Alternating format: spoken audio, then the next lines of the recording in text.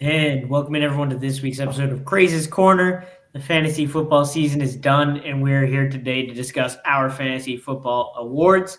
We got two episodes for you today, so if you've already watched the other one, thank you for coming to watch this one. If you haven't seen the other one, we're going to be breaking down busts, the breakout of the year, and must targets for next year.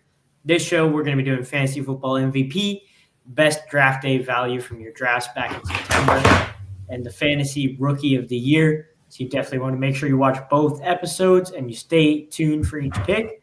I'm joined by Will from Media tonight. How are we doing? Good. How you doing? Happy New Year. Pretty good. We're here in the new year. We're recording this on Wednesday night. We got Thursday college football, Friday college football, and then playoff football from Saturday to Monday. So my future's looking bright. I can't wait to watch some good football. Watching last week 18 was rough. Some of these games got the Chiefs resting all of their starters in a game that was hard to watch all around for them. Just some bad things going. But we're going to start right off. Fantasy football MVP.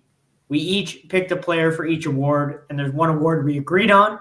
Maybe you know which one that is, maybe you don't. But fantasy football MVP, I've gone with Jamar Chase. Led running backs and wide receivers in points scored. He is the Triple Crown winner. First one, there's only been a couple: Cooper Kupp, Steve Smith, Sterling Sharp. So it's definitely a great group to be in. Overall, on the season, he scored you more points than anybody else other than quarterbacks. 127 receptions, 1,700 yards, and 17 touchdowns. To me, you got him in the draft as a wide receiver 4. Everyone kind of knew he was going to be good, but I think he really proved that he is going to be the highest paid wide receiver in the NFL this offseason. And the Bengals are going to have to do everything they can to keep him.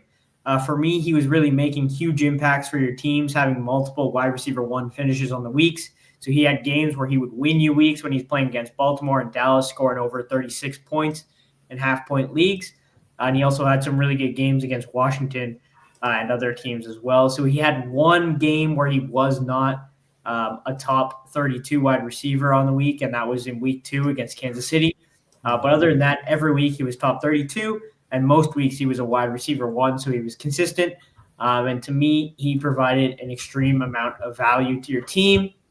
To me, there was 2 people you could have picked for this award. Will has selected the other guy. Will, who is your fantasy football MVP?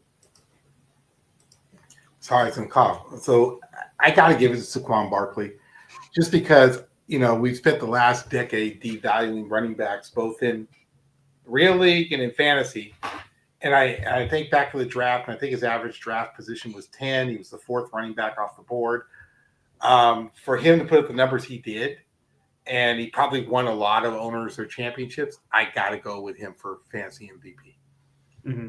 Yeah, the only thing that didn't get it for me is that when you look at end of season, Jahmyr Gibbs was a little bit closer to Saquon Barkley points-wise than Chase was to the next. Like Chase and Jefferson, in my half-point PPR league, it was 339 to 265 points, so that's a huge gap. After Jahmyr Gibbs' 4-touchdown week in Week 18, which doesn't count for the fantasy football playoffs, but in this case, for end-of-season rankings, it does count. Saquon with the missed week, 336. Jahmyr Gibbs, 335. Yeah. So they're pretty close. Well, if Gibbs is the clear number 1 next year, and for some reason Montgomery's not there, which won't be, but if for some reason it was just Gibbs, I mean, you have to consider him running back 1. Yeah, Gibbs had a really good, when Montgomery doesn't play, Gibbs puts up, he put up 40-something points in Week 18, so that was a big reason why he's so close to Saquon, and Henry also had a big week, who's also really close to Saquon in Week 18.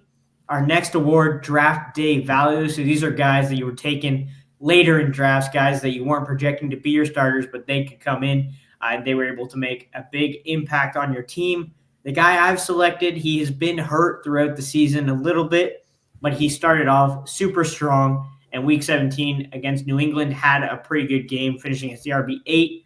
And that's a guy in JK Dobbins, coming off of all of his injuries, everything we've seen from him.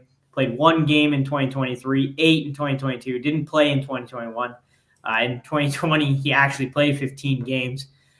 So if you're looking at this guy, you knew there was a chance he was going to get hurt, but you got him. His average draft position was running back 43.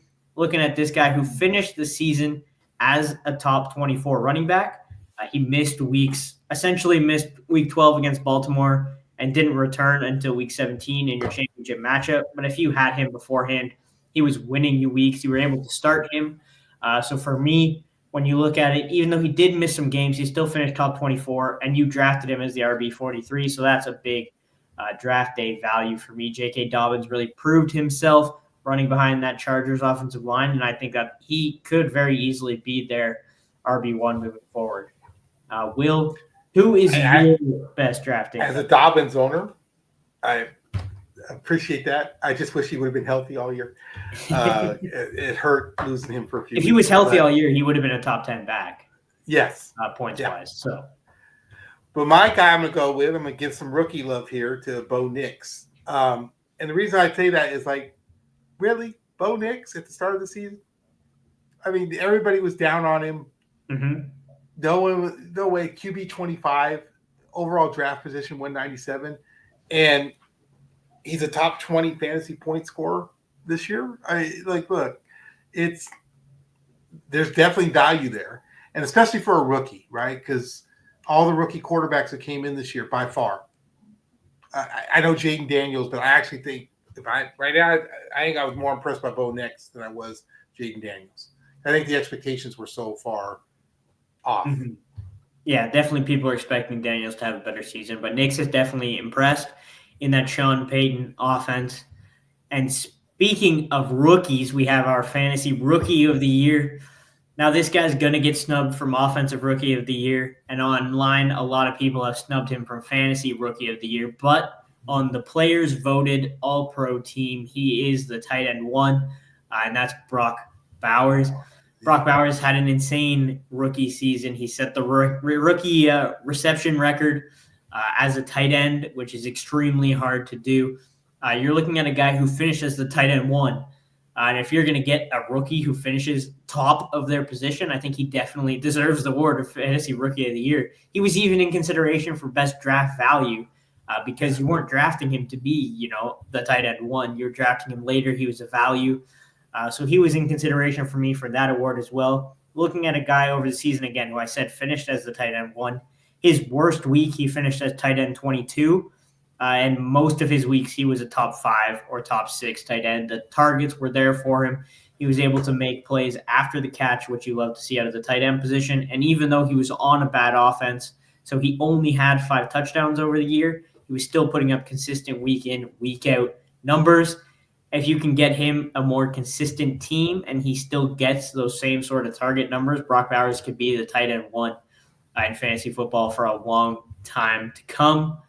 What else do you want to add about the Brock Bowers situation there in Vegas? When I look at the average draft, hindsight is always clear, right?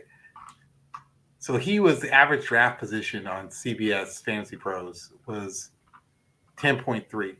So Jake Ferguson before him, Evan Ingram, Kyle Pitts, Dalton Kincaid, Mark Andrews. Yeah, there's some names there that you're looking at. There's some names there. Right, that you kind of think, what the heck were we thinking? I mean, what Kool-Aid were we drinking going into this draft that Evan Ingram was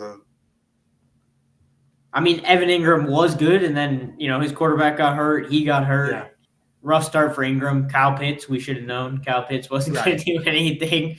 Ferguson got unlucky with that getting hurt. But, Brock Bowers, he demanded targets on the field. We knew what he was coming out of Georgia, and we just did not project him to, really be that target hog. And in an offense that we thought was going to be rough. Yeah. And I think that hurt him too. Being a Raider hurts him. Yeah. It won't next 112 year. receptions, 1,200 yards. Whew. That's impressive. That's impressive for a rookie tight end. Yes. There we go. There's 3 awards we will be doing: biggest bust, breakouts, and must targets for next year in the next show. Make sure you guys go watch that one if you haven't already. Thank you guys for watching. Hope you enjoyed, and we'll see you again next week.